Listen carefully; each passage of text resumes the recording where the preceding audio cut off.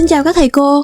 Nếu thầy cô là những người đang tìm hiểu các ứng dụng tạo trò chơi học tập nhưng còn bối rối trước quá nhiều sự lựa chọn và ứng dụng mới mẻ khác nhau thì video này sẽ cho thầy cô cái nhìn tổng quát nhất về tất cả các ứng dụng tạo trò chơi học tập đang phổ biến nhất hiện nay.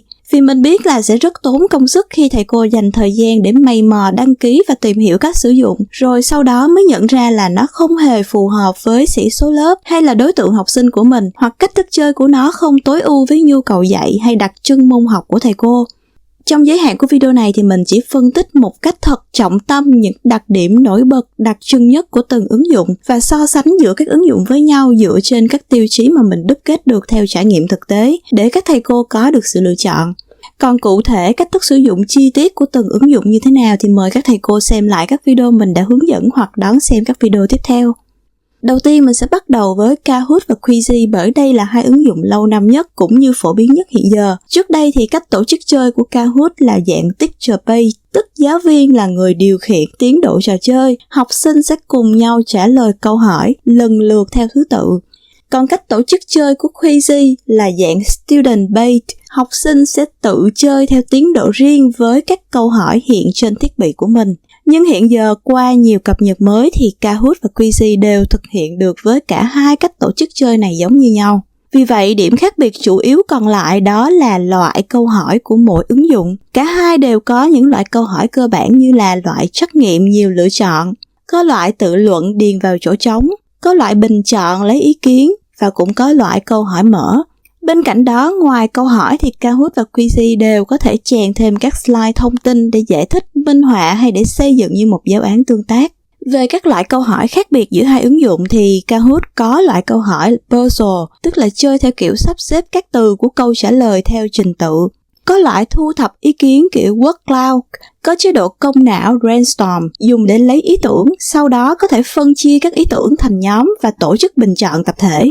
Tuy là có nhiều dạng câu hỏi phong phú như vậy nhưng thật ra với tài khoản miễn phí của Kahoot thì thầy cô chỉ tạo được dạng câu trắc nghiệm và dạng đúng sai mà thôi. Còn với chế độ tài khoản miễn phí của Quizy thì hiện thầy cô không bị giới hạn về việc chọn loại câu hỏi và có thể dùng được tất cả các loại câu hỏi. Về các gói nâng cấp tài khoản cá nhân thì có thể tùy theo từng thời điểm và khuyến mãi, nhưng sau nhiều năm theo dõi sự thay đổi chính sách của cả hai ứng dụng này thì mình thấy là các gói nâng cấp của Quizy luôn có giá tốt hơn. Chỉ có một mức nâng cấp Super là đã có đầy đủ các tính năng. Các gói của Kahoot thì có giá đắt hơn với nhiều hạn mức khác nhau nếu muốn sử dụng đa dạng các loại câu hỏi và các tính năng thiết thực như chèn âm thanh, chèn video v.v. Một vấn đề rất cần lưu ý đó là giới hạn về số lượng học sinh có thể tham gia chơi trực tiếp cùng lúc. Với tài khoản miễn phí thì hiện tại tối đa của Kahoot là 50 người, tối đa của Quizy là 100. Thực tế ở mỗi thời điểm tùy chương trình ưu đãi thì định mức này có thể thay đổi và thầy cô vẫn cần lưu ý về giới hạn này để lựa chọn ứng dụng phù hợp cho sĩ số lớp của mình. Nhưng theo kinh nghiệm của mình thì dù có nâng cấp gói tài khoản nào đi nữa thì băng thông đường truyền và tốc độ kết nối mạng khi thầy cô tổ chức chơi mới là yếu tố quyết định. Cùng thời kỳ với Kahoot và Quizy thì mọi người sẽ thường nhớ đến cái tên đó là Quizlet, là một ứng dụng lâu năm vốn cực kỳ nổi tiếng và được yêu thích dùng để tạo và học flashcard, thẻ ghi nhớ. Với chế độ Quizlet Blind, thầy cô có thể tổ chức chơi ngay bằng chính bộ thẻ ghi nhớ mà mình đã tạo. Tức là các thẻ từ vựng hay khái niệm sẽ được tự động chuyển đổi thành dạng trắc nghiệm. Khi tổ chức chơi thì trên màn hình của mình, học sinh sẽ trả lời các câu hỏi để ghép đúng khái niệm với phần định nghĩa. Còn màn hình của giáo viên thì chỉ hiện tiến độ chơi. Một vòng chơi sẽ kết thúc khi có học sinh trả lời đúng nhiều câu hỏi và đến đích trước. Giáo viên có thể cho học sinh chơi lặp lại nhiều vòng chơi. Mỗi vòng chơi sẽ là các từ vựng và khái niệm mới ngẫu nhiên từ bộ thẻ nội dung. Vì trò chơi được tổ chức dựa trên các bộ thẻ flashcard nên thật ra thì không phải nội dung nào cũng sẽ phù hợp cho việc chuyển thành dạng câu hỏi trắc nghiệm để chơi được. Quizlet sẽ phù hợp nhất với những nội dung chơi có nhiều từ vựng, thuật ngữ hay là tập hợp nhiều khái niệm, định nghĩa v.v. Hơn nữa với cách chơi là khi có một học sinh xuất sắc trả lời nhanh và đến đích trước thì vòng chơi sẽ kết thúc ngay lập tức, nên Quizlet sẽ không phù hợp lắm với những lớp học mà có sự chênh lệch trình độ hay là học lực quá lớn vì sẽ khiến những học sinh chậm hơn. Chỉ đang làm được vài câu hỏi thì có bạn đã đến đích và vòng chơi đã kết thúc rồi. Điều này sẽ tạo ra những trải nghiệm chơi không tích cực và đồng đều. Tương tự như Kahoot, Quizy thì điểm thuận tiện của Quizlet Lite đó là học sinh không cần tạo tài khoản, không cần đăng nhập để chơi. Quizlet có hỗ trợ trên trình duyệt web lẫn app riêng cho điện thoại. Ưu điểm đặc biệt hơn hẳn so với Kahoot và Quizy đó là với tài khoản miễn phí thì Quizlet gần như không có giới hạn nào về số lượng người chơi, mà chỉ tùy vào chất lượng đường truyền mạng của thầy cô có thể tổ chức cho bao nhiêu học sinh chơi cùng lúc mà thôi. Nếu học sinh của các thầy cô đã vốn quá quen thuộc với Kahoot, Quizy hay Quizlet, làm thế nào để thầy cô tìm kiếm những trải nghiệm chơi mới mẻ cho học sinh? Khi đó thì GameKids sẽ là một trong những lựa chọn hàng đầu. Điểm đặc biệt nhất của GameKids giúp nó gây hứng thú với học sinh đó là các chế độ chơi rất sáng tạo và phong phú. Học sinh có thể chơi với chế độ truyền thống như Kahoot, Quizy theo cá nhân hoặc chơi theo đội. Ngoài ra thì GameKids còn nhiều chế độ chơi độc đáo khác. Học sinh sẽ trả lời các câu hỏi trên màn hình. Nếu đúng sẽ nhận được tiền thưởng hay các thẻ chức năng sử dụng khác nhau ở mỗi trò chơi. Chẳng hạn như trò chơi chiến đấu với zombie, trò chơi vượt dung nham núi lửa, trò chơi chủ đề đầu tư tỷ phú, vân vân. Ngoài kiểu chơi trả lời câu hỏi trắc nghiệm thông thường thì GameKids còn có những chế độ đặc biệt đòi hỏi sự tương tác suy luận như là trong trò đồng đội và kẻ mạo danh. Hay một chế độ chơi khác ở đây mà học sinh sẽ phải vẽ các đáp án trên màn hình, còn các học sinh khác sẽ phải đoán đáp án bằng chữ từ hình của bạn mình vẽ. Phải nói là các chế độ chơi của GameKids được tạo nên bởi nhà sáng lập vốn là một học sinh trung học nên nắm bắt được rất đúng tâm lý người chơi và rất hấp dẫn đối với những học sinh yêu thích những trò chơi vui nhộn và mang tính chiến thuật. Tuy nhiên, những học sinh nhỏ tuổi hơn thì có thể chỉ phù hợp với một số chế độ chơi của GameKids như là cơ bản, vẽ tranh, zombie hay là dung nham lava. Ưu điểm này của GameKids thì cũng có thể trở thành một nhược điểm đối với những người mới, bởi do có quá nhiều chế độ chơi mới lạ nên học sinh và cả giáo viên đều cần có thời gian để làm quen với luật chơi và cách chơi trong những lần đầu. Nhưng sau đó thì chắc chắn học sinh sẽ rất hứng thú và luôn mong chờ để được chơi với GameKids. Hơn nữa, khi theo dõi trong nhiều năm qua thì mình thấy GameKids luôn không ngừng cập nhật tính năng và bổ sung thêm các chế độ chơi mới mẻ. Chỉ cần soạn một bộ câu hỏi, thầy cô có thể tổ chức cho học sinh chơi nhiều lần với nhiều chế độ chơi khác nhau. Về loại câu hỏi thì hiện GameKids chỉ có loại câu trắc nghiệm và tự luận có đáp án. Hạn chế lớn nhất của GameKids có lẽ là ở chính sách tài khoản miễn phí ở thời điểm hiện tại là chỉ cho phép tổ chức chơi với 5 học sinh. Nhưng đừng lo về GameKids miễn phí hoàn toàn nâng cấp tài khoản trong 1 tháng trong mỗi địa chỉ email rất dễ dàng, không cần thông tin thẻ thanh toán. Vì vậy khi hết hạn mà không muốn nâng cấp thì thầy cô sẽ có phương án để khắc phục. Chế độ thanh toán gói nâng cấp của GameKids là được trả tiền theo từng tháng, sẽ phù hợp khi thầy cô chỉ cần dùng ngắn hạn hay theo học kỳ, chứ không như hầu hết các ứng dụng khác như Kahoot, Quizy là đều bắt buộc mua một lần trọn gói cả 1 năm, khá là bất lợi nếu thầy cô không có nhu cầu dùng thường xuyên. Với tài khoản nâng cấp thì GameKids cũng không giới hạn về số lượng người chơi mà chỉ tùy vào chất lượng đường truyền mạng. Ngoài ra với mức giá rất hợp lý, sau khi nâng cấp thầy cô còn có thể dùng thêm được cả công cụ Game In, bảng trắng tương tác để cùng làm việc và giao nộp bài tập. Một ứng dụng khác mới ra đời gần đây và cũng được rất nhiều giáo viên yêu thích đó là Blockids. Mình cũng đã có video hướng dẫn rất đầy đủ và chi tiết về Blockids rồi. Có thể nói là Blockids khá giống với GameKids ở chỗ cũng có chế độ chơi rất mới lạ và phong phú. Chỉ cần soạn một bộ câu hỏi là thầy cô có thể tổ chức chơi với hơn 10 trò chơi khác nhau, từ chế độ chơi kiểu truyền thống như Kahoot và Quizy đến những chế độ chơi độc đáo mang tính may mắn như tìm vàng, đường đua hay đòi hỏi chiến thuật và sự nhạy bén như quán cà phê, xây dựng vương quốc, lâu đài, vân vân. Đặc biệt mỗi năm Blockids còn có thêm những chế độ chơi mới giới hạn cho các dịp lễ hội. Tương tự như GameKids thì do Blockids có nhiều chế độ chơi phong phú nên thầy cô sẽ cần tìm hiểu đặc trưng của mỗi chế độ chơi để lựa chọn cho phù hợp. Nhưng vấn đề này thì mình đã giải đáp giúp các thầy cô trong video hướng dẫn riêng của Blockids rồi. Hầu hết là mọi học sinh sẽ đều cực kỳ hào hứng và vui vẻ trong những giờ được chơi với Blockids và luôn tự nguyện ôn tập bài để chơi được tốt hơn. Về loại câu hỏi thì hiện Blockids chỉ hỗ trợ một loại là trắc nghiệm. Về giới hạn đối với tài khoản miễn phí thì hiện không có khác biệt nhiều về các tính năng giữa các gói tài khoản mà chỉ khác về số lượng học sinh tham gia chơi cùng lúc. Với tài khoản miễn phí của Blockids có thể tổ chức chơi tối đa là 60 học sinh. Nếu so sánh với tiêu chí là các bộ câu hỏi có sẵn để tham khảo trong thư viện cộng đồng người dùng, thì GameKids và Blockids là các ứng dụng mới nên chắc chắn là sẽ không phong phú bằng Kahoot và Quizy. Về tiêu chí các loại câu hỏi thì để phù hợp với chế độ chơi đa dạng, GameKids và Blockids không thể có nhiều loại câu hỏi như Kahoot, Quizy được, đặc biệt là các dạng câu hỏi bình chọn hay lấy ý kiến. Ngoài ra, theo kinh nghiệm thực tế của mình thì khác với Kahoot và Quizy, khi tổ chức chơi với GameKids và Blockids, thầy cô nên có một bộ trắc nghiệm số lượng câu hỏi nhiều một chút, ít nhất là 30-40 câu, để cho câu hỏi không xuất hiện trùng lặp quá nhiều lần khi học sinh chơi, nhất là khi chọn chơi ở các chế độ chơi đặc biệt.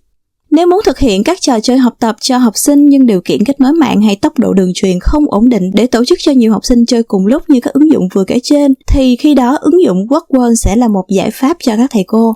Workworld không phải là dạng trò chơi tổ chức trực tuyến theo kiểu học sinh nhập mã số trên điện thoại của mình rồi vào chơi cùng lúc với nhau, mà cách thức tổ chức là thầy cô sẽ tạo trò chơi rồi gửi link dưới dạng bài tập cho học sinh làm. Sau khi học sinh làm xong có thể theo dõi kết quả cũng như thống kê điểm, số câu đúng sai, thời gian làm bài vân vân.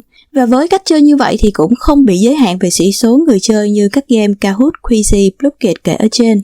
Điểm ấn tượng nhất của Workworld có lẽ chính là ở số lượng trò chơi rất khổng lồ. Từ dạng trắc nghiệm, đúng sai, quay số, kéo thả, phân nhóm, tìm cặp, ô chữ, sắp xếp câu vân vân.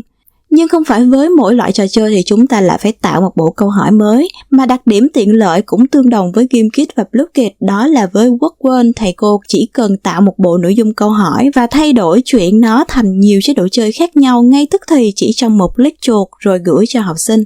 Chẳng hạn như là với nội dung chơi về tên của các quốc gia này, mình có thể cho chơi kéo thả điền vào sơ đồ, hoặc đổi nó thành trò chơi tìm cặp, hoặc đổi thành trò chơi sắp xếp từ. Hay ví dụ như trò chơi này là phân loại theo nhóm. Sau khi chơi xong mình có thể chuyển đổi nhanh cũng là các câu hỏi đó nhưng sẽ chơi dưới dạng là trò chơi game show. Trong mỗi trò chơi lại có hàng loạt các giao diện, bối cảnh, chủ đề, thiết kế khác nhau nữa. Nên phải nói rằng với Workworld, học sinh sẽ luôn có những trải nghiệm thú vị và mới mẻ khi học tập. Ưu điểm của Workworld ngoài số lượng trò chơi nhiều hơn hầu hết các ứng dụng khác hiện giờ thì nó còn có giao diện rất đơn giản, thân thiện với người sử dụng. Workworld cũng cho phép trả phí nâng cấp tài khoản theo từng tháng. Với tài khoản miễn phí thì giới hạn của nó là các loại trò chơi mà thầy cô có thể tạo được sẽ ít hơn, cũng như số lượng bộ câu hỏi có thể soạn cũng chỉ tối đa được 5 bài. Tuy nhiên nếu không muốn nâng cấp thì thầy cô cũng có cách khắc phục dù hơi bất tiện một chút, đó là tạm xóa bớt hay edit sửa lại nội dung để dùng lại các bộ câu hỏi cũ. Số lượng người dùng của Workworld hiện nay phần lớn là các giáo viên dạy các môn ngoại ngữ, nhưng với các trò chơi đa dạng như thế này thì nó hoàn toàn có thể đáp ứng được với hầu hết các môn học và cấp bậc học khác nhau. Nếu các thầy cô yêu thích Workworld thì chắc hẳn là các thầy cô cũng sẽ yêu thích một ứng dụng có nhiều nét tương đồng với nó, đó là Live Worksheet. Đây là một công cụ cho phép tạo các phiếu bài tập tương tác trực tiếp từ file PDF hoặc hình ảnh có sẵn. Chỉ cần vài câu lệnh đơn giản là các thầy cô có thể tạo nhanh rất nhiều dạng bài trắc nghiệm, điền khuyết, kéo thả và thậm chí cả dạng bài nghe nói. Live Worksheet cũng không có giới hạn về số người tham gia nếu như không tổ chức học sinh thành lớp học. Cách thức sử dụng và các giới hạn của Live Worksheet thì mình đã có video hướng dẫn rất cụ thể rồi. Nhìn chung thì cả Workworld và Live Worksheet đều rất dễ sử dụng và có kho dữ liệu trò chơi có sẵn khá phong phú ở hầu hết các môn học lĩnh vực để thầy cô có thể tham khảo và dùng được ngay. Chính sách dành cho tài khoản miễn phí của Live Worksheet thì thoải mái hơn nhiều so với Workworld. Tất nhiên về bản chất thì Live Worksheet không thiên về tính giải trí hay là vui chơi như các ứng dụng kể trên, nhưng nó sẽ rất phù hợp cho các thầy cô khi có sẵn nhiều tài liệu hay file bài tập, dạng PDF hay hình ảnh, nhưng không muốn mất quá nhiều thời gian để đánh máy hay soạn thảo lại thành câu hỏi và đáp án trên Workworld mà vẫn có thể nhanh chóng biến nó thành bài tập tương tác. Một ứng dụng khác mình xin nhắc đến đó là Nearpod. Lưu ý rằng Nearpod thì vốn không phải là một ứng dụng chỉ chuyên về tạo trò chơi như các ứng dụng vừa kể ở trên, mà về bản chất thì nó là ứng dụng được biết đến bởi tính năng tạo các bài giảng tương tác, video tương tác, thực tế ảo, quản lý lớp học, theo dõi tiến trình học tập cá nhân vân vân. Nhưng mình vẫn nhắc đến Nearpod trong danh sách này là do Nearpod cũng có các trò chơi tương tác kết hợp cho lớp học như là trắc nghiệm, tìm cặp, vẽ hình. Và một chế độ chơi thú vị, đáng yêu rất đặc trưng của Nearpod đó là leo núi. Có thể nói ngoài các hoạt động trò chơi học tập thì hệ thống các công năng của Nearpod rất đa dạng, phong phú, đủ đáp ứng hầu hết các nhu cầu trong quá trình dạy học, nhờ khả năng tính hợp với các ứng dụng trong hệ sinh thái của Google và Microsoft. Giới hạn tài khoản của Nearpod là 40 học sinh đối với tài khoản miễn phí. Các gói nâng cấp thì thanh toán theo năm hoặc chọn gói theo trường học. Ứng dụng tiếp theo mình xin được giới thiệu đó là Bamboozle. Cách thức tổ chức chơi của Bamboozle đó là chơi theo đội nhóm. Giáo viên sẽ tự chia một cách thủ công lớp thành nhiều đội. Các đội sẽ lần lượt lựa chọn ngẫu nhiên các ô số và trả lời câu hỏi theo lượt của mình. Sau khi học sinh trả lời, giáo viên sẽ bật kết quả câu trả lời lên rồi xác nhận là đúng hay sai. Có thể thấy đây là kiểu trò chơi học tập rất là truyền thống và cổ điển. Tuy cách chơi thì không mới mẻ nhưng đây vẫn sẽ là lựa chọn mà có lúc các thầy cô có thể cần đến. Bởi vì không phải lúc nào thì cũng có kết nối mạng ổn định để tổ chức chơi trực tiếp cùng nhau, và cũng không phải mọi học sinh đều có sẵn điện thoại hay máy tính để chơi Kahoot, Quizy khi đến lớp. Và như vậy nên Bamboozle sẽ phù hợp cho những tình huống đó. Chỉ cần giáo viên có máy tính và kết nối mạng được là cả lớp vẫn có thể tham gia chơi được cùng với thầy cô. Ngoài cách chơi cộng trừ điểm thông thường thì để tăng tính hấp dẫn của trò chơi, Bamboozle còn có chế độ chơi Power Up, mức dễ và mức nâng cao. Power Up là tính năng tạo ra các thẻ chức năng đặc biệt như là nhân đôi số điểm, bị trừ điểm hay là được lấy điểm của đội bạn vân vân. Những tính năng mang tính ngẫu nhiên và may mắn này cũng sẽ giúp cho trò chơi sinh động hơn. Bamboozle có một số giới hạn với tài khoản miễn phí, ví dụ như là chỉ chia được 4 đội chơi, hay là dung lượng của hình ảnh đính kèm trong câu hỏi, vân vân. Theo mình thì các mức giới hạn này cũng là chấp nhận được và khắc phục được nếu thầy cô không muốn nâng cấp tài khoản. Như vậy là vừa rồi mình đã nhắc đến 8 ứng dụng khác nhau để tạo trò chơi học tập. Thực tế thì vẫn còn nhiều ứng dụng khác nữa. Có thể là thầy cô đã từng hỏi nhưng mình lại không đề cập đến trong danh sách này thì vì nhiều lý do khác nhau. Thứ nhất, có thể là do chế độ chơi của nó quá kén đối tượng học sinh có thể chơi được vì quá phức tạp, ví dụ như là Classcraft. Thứ hai, có thể là do ứng dụng dù hay nhưng không có chế độ sử dụng cho tài khoản miễn phí mà hoàn toàn phải trả phí, ví dụ như là Bookwidget.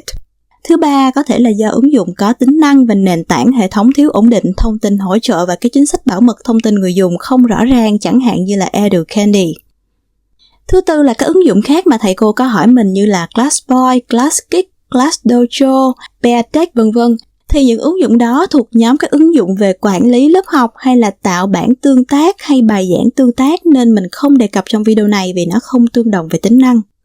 Qua phân tích cụ thể của mình về 8 ứng dụng tạo trò chơi học tập thì mình đã giới thiệu rất rõ về đặc trưng nổi bật cách tổ chức chơi, giới hạn của mỗi ứng dụng. Từ góc độ kinh nghiệm trải nghiệm thực tế trong quá trình giảng dạy của cá nhân mình, hy vọng các thầy cô có thể có được chọn lựa để tạo nên những giờ học thú vị hơn nữa. Nếu thầy cô có mong muốn được hướng dẫn cụ thể hơn về ứng dụng nào thì có thể để lại bình luận bên dưới video cho mình biết. Xin chào và hẹn gặp lại!